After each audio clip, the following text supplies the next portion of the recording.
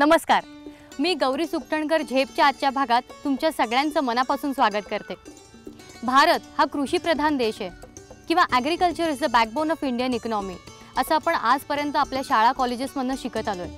पण भरमसाठ प्रमाणात वाढत जाणारं औद्योगिकरण, संगणकीय क्रांती, तसंच दळणवळण किंवा माहिती तंत्रज्ञान क्षेत्रामध्ये आपण घेतलेली झेप या सगळ्या गोष्टींना उद्देशून जरी आपण आज स्वतःला प्रगत देशांच्या यादीमध्ये समाविष्ट करून घेण्याचा दावा करत असलो तरीही खेडी जोपर्यंत स्वयंपूर्ण होत नाहीत तोपर्यंत समृद्ध आणि बलशाली भारत हे स्वप्न अपूर्ण आहे।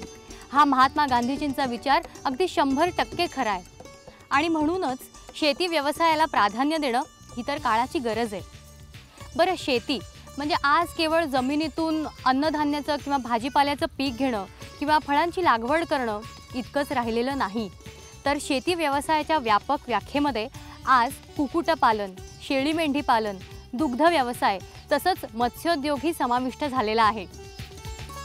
ह्या पार्श्वभूमीच्या अनुषंगाने विचार करता ग्रामीण अर्थव्यवस्थेला चालना देणारं कुक्कुटपालन आणि कुक्कुट आहार उत्पादन या व्यवसायात BRK हा ब्रँड ज्यांनी प्रस्थापित करून स्वतःला सिद्ध केलं, अवघ्या 4 ते 5 वर्षामध्ये शून्यापासून सुरुवात करून आपल्या कंपनीचा टर्नओव्हर 100 कोटीच्या वर नेण्याची किमया ज्यांनी साध्य केली, तसंच प्रयोगशाळेतील प्राण्यांना लागणाऱ्या समतोल आहाराचं संशोधन आणि उत्पादन करून ज्यांनी इम्पोर्ट सबस्टिट्यूट उपलब्ध करून दिला आणि भूमी हीच निष्ठा आणि कृषी हीच प्रतिष्ठा हे ब्रीदवाक्य आपल्या अंगी बाळगून तमाम ग्रामीण जनतेला ज्यांनी प्रत्यय आणून दिला, असं आहे आजचं आपलं मराठमोळं, निगर्वी आणि बहुआयामी व्यक्तिमत्व म्हणजेच डॉक्टर विनोद रामकृष्ण कुलकर्णी, अर्थातच डॉक्टर VRK।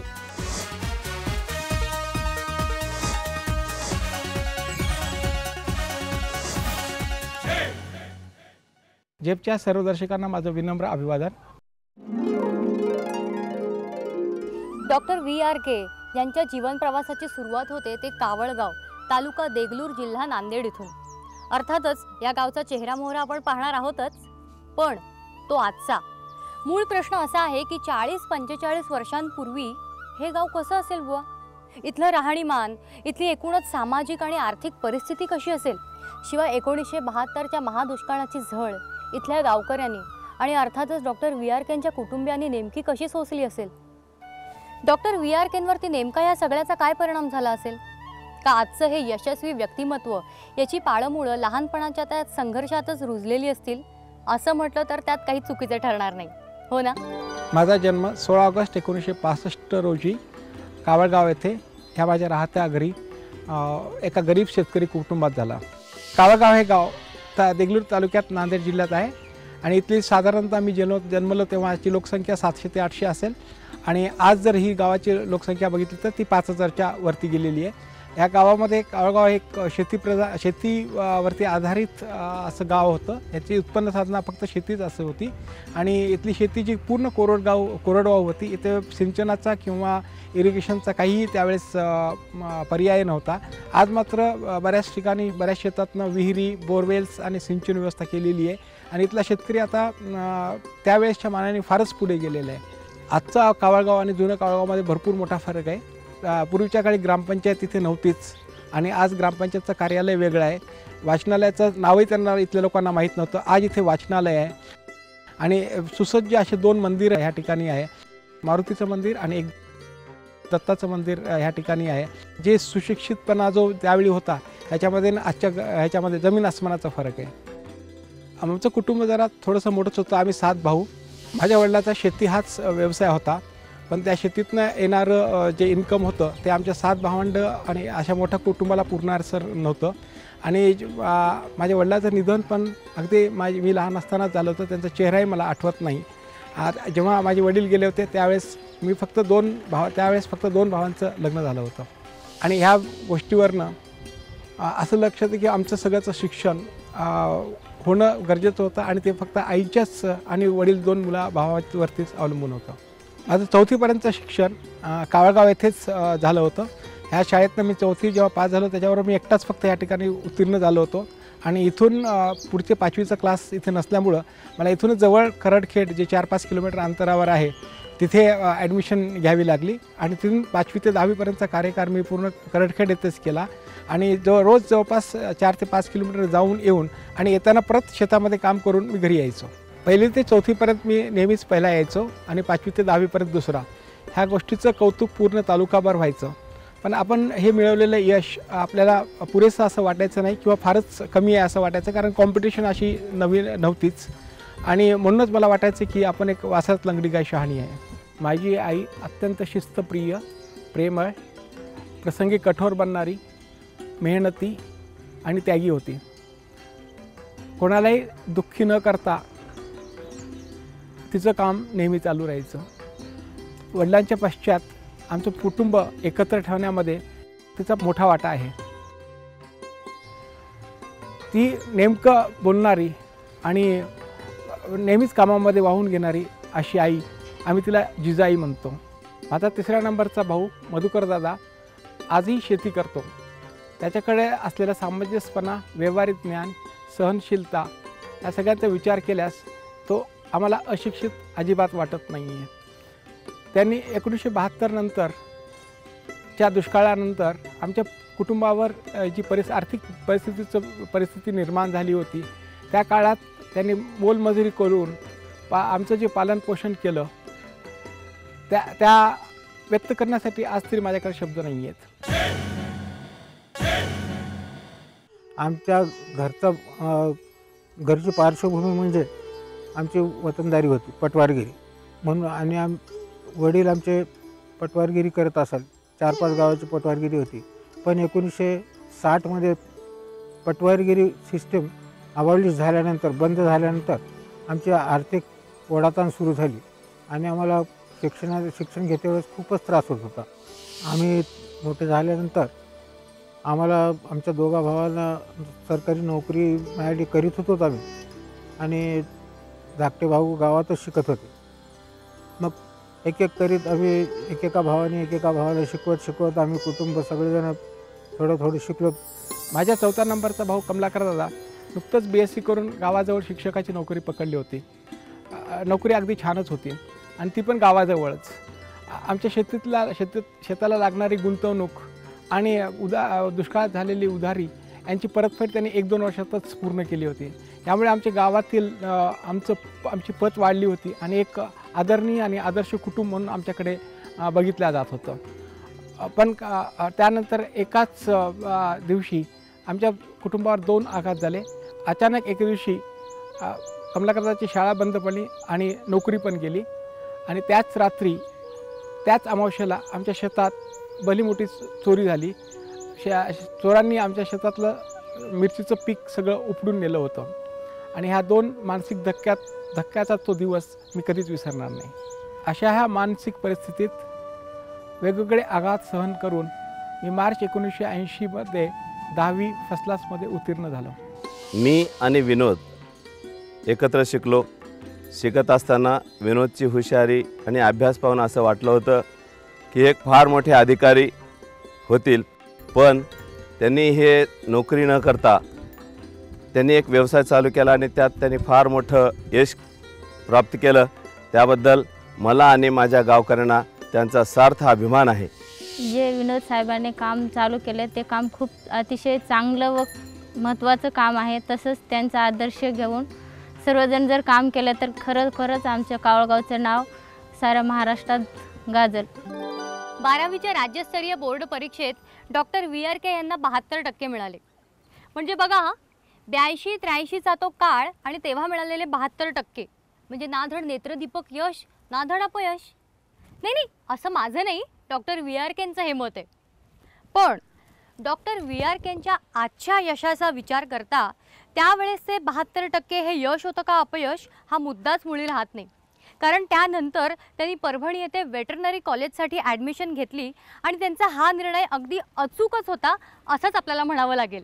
हां, पण असं असूनही 82-83चा तो काळ आणि डॉक्टर VRK यांचं त्यावेळेसचं वय, ह्या दोन्ही गोष्टी लक्षात घेता पुढे जाऊन आपण पशुवैद्यकीय क्षेत्रामध्ये स्वतःचा उद्योग वगैरे स्थापन करू असं त्यांना त्यावेळेस वाटलं असेल, हे म्हणणं काही योग्य ठरणार नाही. 10वीला मी फर्स्ट क्लासमध्ये पास झाल्यानंतर पुढील शिक्षणासाठी इथे सोय नव्हती. त्यामुळे मध्यंतरीच्या काळात कमलाकरदाचं लग्न झालं होतं आणि नोकरी पण छान मिळाली होती.